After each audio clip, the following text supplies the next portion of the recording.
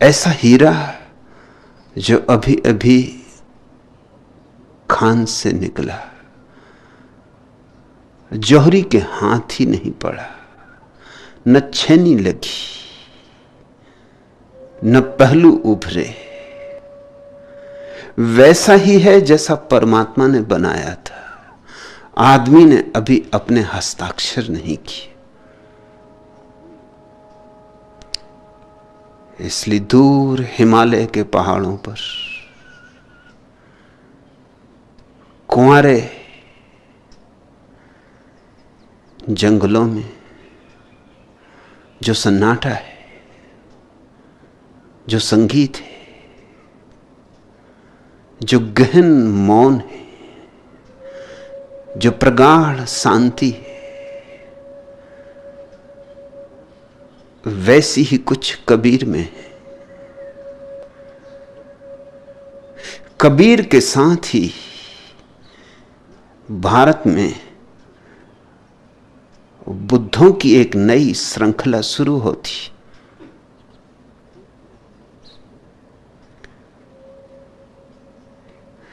नानक, रैदास, फरीद, मीरा, सहजो, दया, ये एक अलग ही श्रृंखला है। बुद्ध, महावीर, कृष्ण, ये एक अलग ही श्रृंखला है। बुद्ध, महावीर और कृष्ण राजमहलों के गीत हैं। कबीर, नानक, फरीद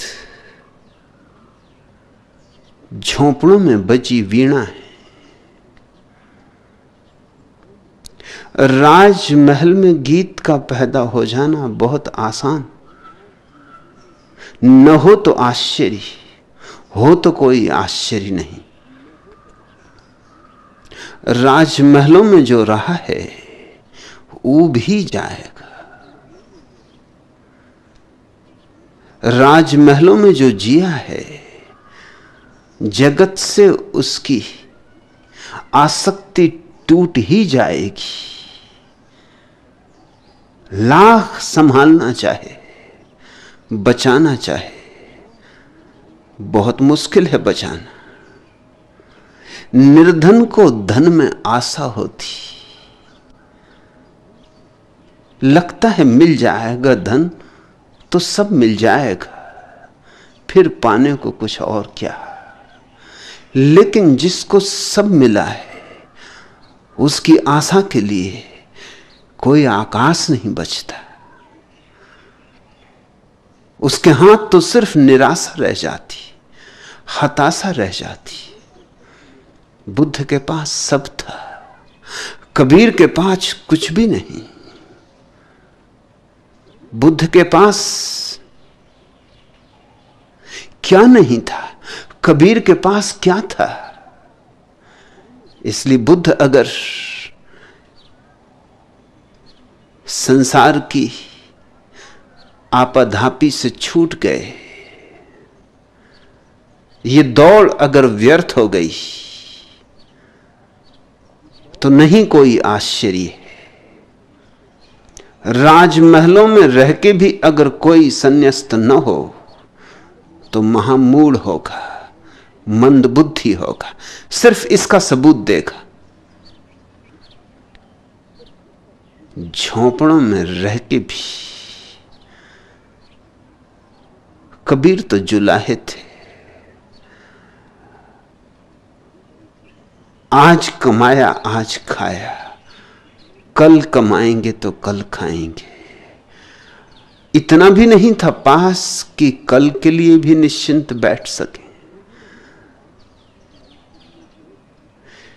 ऐसी गरीबी में भी जो देख सका संसार की व्यर्थता को, उसके पास महान प्रज्ञा होनी चाहिए, बुद्ध देख सके तो ठीक, महावीर देख सके तो ठीक, लेकिन कबीर देख सके तो बात अनहोनी है। जैसा मैंने कहा कि महलों में सिर्फ बुद्धू ही उलझे रह सकते, वैसे ही यह भी स्मरण रखना है कि झोपड़ों में केवल अति प्रज्ञावान ही बुद्धत्व को उपलब्ध हो सकते हैं। इसलिए कबीर से स्वभावतः मेरा लगाव गहरा हो जाता है। और चूंकि कबीर अनगढ़ हैं, उनकी वाणी में एक चोट है।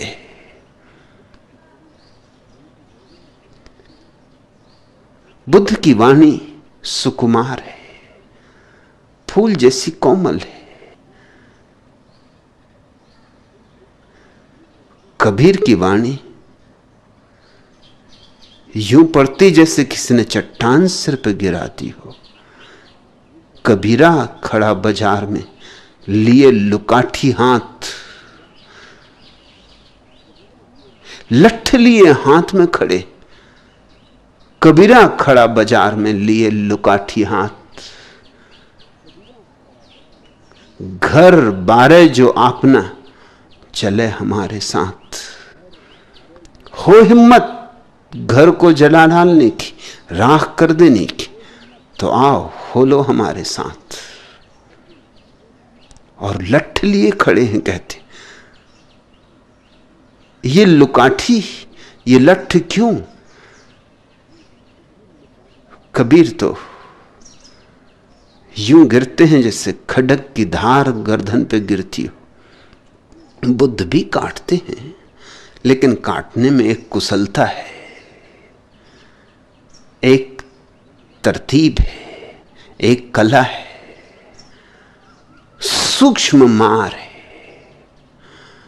और कबीर तो सीधे सीधे उठाते कुल्हाड़ी और दो टुकड़े कर देते। तो कबीर के वचनों में आग है, आग्नेय हैं उनके वचन। बुद्ध के वचनों में कोई शीतलता भी होगी, कोई सांत्वना भी खोज सकता है बुद्ध के वचनों में, क्योंकि शीतल है। कबीर के वचनों में सांत्वना खोजनी असंभव है, वहां तो जलती क्रांति है, वहां तो जो राख होने को तैयार हो उसी के लिए निमंत्रण है। फिर चूंकि बुद्ध की सारी दीक्षा, सारी शिक्षा तर्क की थी, एक राजकुमार की तरह उन्हें शिक्षित दीक्षित किया गया था, इसलिए जब वे बोलते हैं तो उनकी अभिव्यक्ति में तर्क का आधार है,